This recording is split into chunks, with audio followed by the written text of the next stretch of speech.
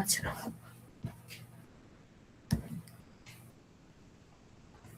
আচ্ছা তারপর বলছে a separate layer of servers may be used to support the complex activities of the transformation process. To assist with the transformation process, the enterprise data model is created.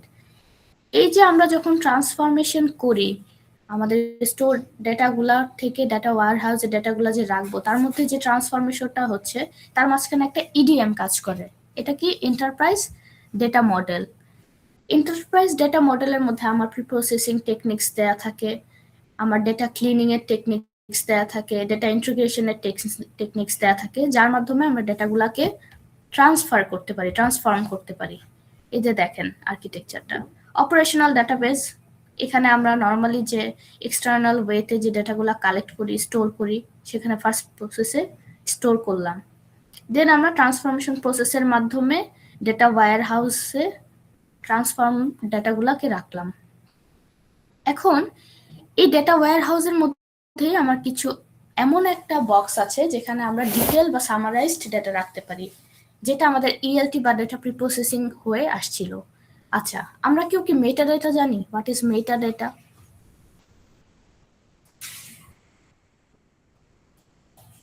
Meta data হচ্ছে ডেটার ক্ষুদ্র ক্ষুদ্র informations, ডেটার ক্ষুদ্র ক্ষুদ্র ভাগ, unit.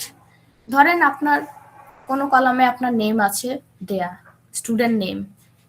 নেমের কি আমাদের দুই ভাগ থাকতে পারে না, ফার্স্ট নেম লাস্ট নেম? আমরা কি সবসময় এটাকে প্রেজেন্ট করি ডেটাবেজে, যে ফার্স্ট নেম লাস্ট নেম আলাদা করে করি? করি না তো। বাট আমাদের হিডেন ওয়েতে এটা থাকতে পারে না, নেমেরও সাবসেট থাকতে পারে না, ফার্স্ট নেম লাস্ট নেম। তো এই যে ডিটেল বা সামারাইজ ডেটাগুলা, এগুলো জমা হয় কোথায়? ইডিএম এ। ম্যাম এটা কালকে দিছিলেন না? জি ম্যাম কালকে 21 নাম্বার এটা ছিল না? কালকে কি এটা ছিল? জি ম্যাম, বলা হয়েছিল যে মেটাডাটা কোথায় স্টোর থাকে। চ্যাট জিপিটি ছিল নলেজ, আর একটা অপশন ছিল হচ্ছে ইডিএম। আচ্ছা আচ্ছা, ঠিক আছে। আচ্ছা, তারপরে এই পুরো ডাটাটাকে আমরা ডিসিশন মেকিং এর জন্য বিভিন্ন জায়গায় ইউজ করি এখান থেকে। তো এই হলো আমাদের টু টায়ার আর্কিটেকচার, যেখানে শুধু ট্রান্সফরমেশন প্রসেসের মাধ্যমেই আমরা ডেটা ওয়্যার হাউসে ডেটাগুলো রাখতে পারতেছি, দেন এটাকে ইউজ করতে পারতেছি। জাস্ট দুইটা লেভেল আমার, আর কোনো লেভেল নেই। বুঝতে পারছি?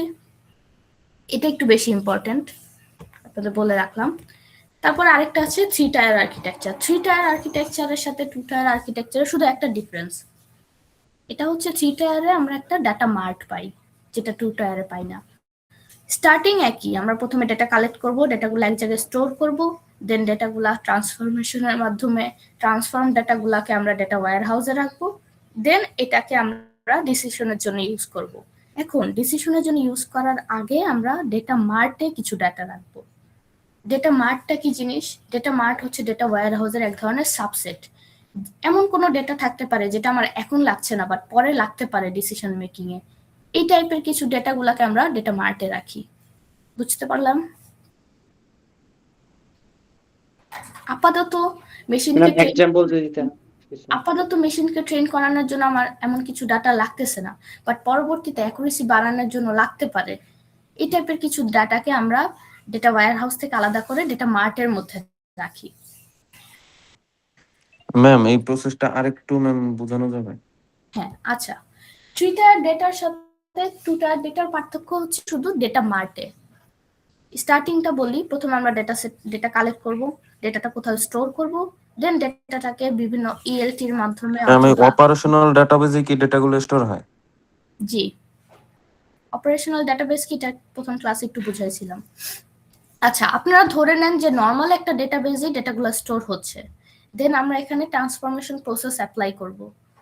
এই ট্রান্সফরমেশন প্রসেসের মধ্যে আমার ইএলটি আছে, আমার আছে প্রিপ্রসেসিং টেকনিক্স, এগুলো অ্যাপ্লাই করে যে ট্রান্সফর্ম ডাটা সেটা আমরা রাখবো ডেটা ওয়্যার হাউসে। এতটুকু আমরা জানি। দেন ডেটা ওয়্যার হাউস থেকে আমরা ডেটা ইউজ করি ডিসিশন মেকিং এর ক্ষেত্রে। কিন্তু থ্রি টায়ার আর্কিটেকচারের মাঝখানে একটা ওয়ে কাজ করে, সেটা হচ্ছে ডেটা মার্ট। এই টায়ারটার নাম হচ্ছে ডেটা মার্ট। ডেটা মার্ট কি জিনিস? Data mart is a subset of data warehouse, যেখানে আমরা আমাদের ইনস্ট্যান্ট লাগবে না এমন ডেটা, অথবা পরে ডিসিশন মেকিং এর জন্য লাগতে পারে, এই টাইপের ডেটাগুলোকে স্টোর করি। বুঝতে পারছি? এই হচ্ছে ডিফারেন্স আমাদের 2 টায়ার আর 3 টায়ারের আর্কিটেকচারের মধ্যে। এগুলো তেমন কিছু লাগবে না, এগুলো আপনারা জাস্ট একবার করে রিডিং পড়ার জন্য রাখা হয়েছে। ক্লিয়ার? আচ্ছা, পরীক্ষায় এখন যদি আসে 2 টায়ার আর্কিটেকচার কেন ভালো বা 3 টায়ার আর্কিটেকচার কেন ভালো, 2 টায়ার আর্কিটেকচার ডেসক্রাইব করো, আপনারা অবশ্যই ডায়াগ্রামটা আঁকবেন। এই ডায়াগ্রাম আঁকা মানে কম্পিউটার আঁকা না, জাস্ট প্রসেসটা আঁকা, ঠিক আছে? 2 টায়ার বললে 2 টায়ারের ডায়াগ্রাম আঁকতে হবে, 3 টায়ার বললে 3 টায়ারের ডায়াগ্রাম এঁকে ডেসক্রাইব করতে হবে। ক্লিয়ার? এটা বেশি মার্কসের জন্য আসবে না, আসলে 2-3 এর জন্যই আসবে, জাস্ট বেসিকটা আপনাদের জানায় রাখা। তবে ডায়াগ্রাম যদি কেউ না আঁকে তার সেক্ষেত্রে মার্কস পাওয়া যাবে না। এই ডায়াগ্রামটা আপনাদের জানতে হবে। 2 টায়ারের 2টা প্রসেস, 3 টায়ারের 3টা প্রসেস। সবার ক্লিয়ার? জি ম্যাম। আমাদের যা পড়ানো হয়েছে তার মধ্যে এই টপিকটা বাদ ছিল, বাট এটা একটা ইম্পর্টেন্ট টপিক ছিল, যার কারণে আমি আজকে পড়াই দিলাম। তাছাড়া মিডে কি আসবে না সেটা নিয়ে আমরা একটা ক্লাসেই আলোচনা করব, এটা নিয়ে আপনাদের প্যানিক হওয়ার কিছু নাই। ম্যাম, আর্কিটেকচারের উপরে যে পার্টটা ছিল সেখানে হচ্ছে ভোলাটাইল নন ভোলাটাইল অনেক কিছু ছিল যেগুলো মেবি ক্লাসে আলোচনা করা হয়নি। কোনটা? আর্কিটেকচারের উপরে ম্যাম যে পার্টটুক ছিল ওখানে। Characteristics of data G warehouse, ma'am. Characteristics তো ক্লাস আলোচনা করা হয়েছে। ওখানে ভোলাটাইল নন ভোলাটাইল এসব নিয়ে ম্যাম অ্যাকচুয়ালি কিছু বলেন না আর কি, আচ্ছা, স্লাইডে অনেক ক্লাসে বেশি বলা কিছু হয়েছে দেওয়া। নন ভলেটাইল নিয়ে, ক্লাসে বলা হয়েছে নন ভলেটাইল কি জিনিস।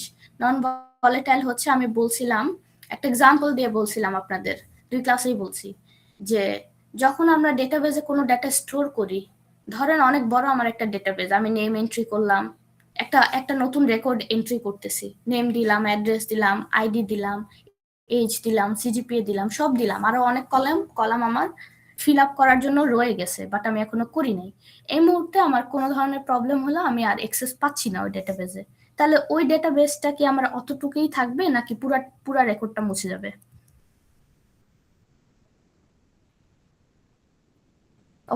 অবশ্যই অতটুকু থাকবে।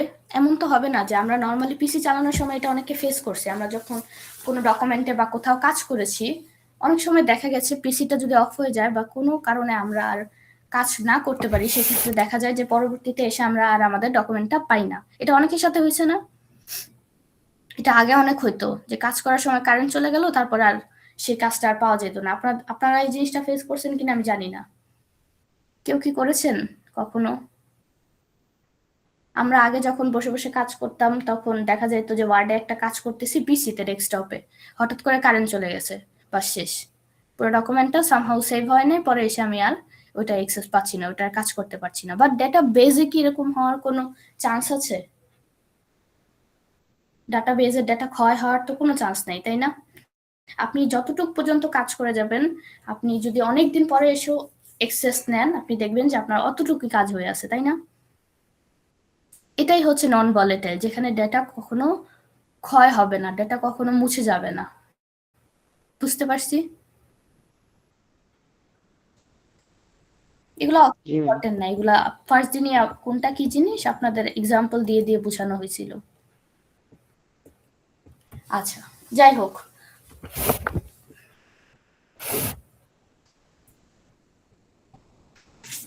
আপনাদের নেক্সট ক্লাসে মিডের প্যাটার্ন সম্পর্কে আলোচনা করা হবে, আর ম্যাথে কারো কোনো প্রবলেম থাকলে অবশ্যই এসে ক্লিয়ার করে যাবেন, ঠিক আছে? ডি সেকশন না, সরি, সি সেকশন তো আমি মনে হয় অফলাইনেই পাচ্ছি সোমবারে, বাট ডি সেকশনেরটা কি করব বলেন? আপনাদের তো আগামীকাল ক্লাস, আর আগামীকাল তো আপনারা আসতেছেন না।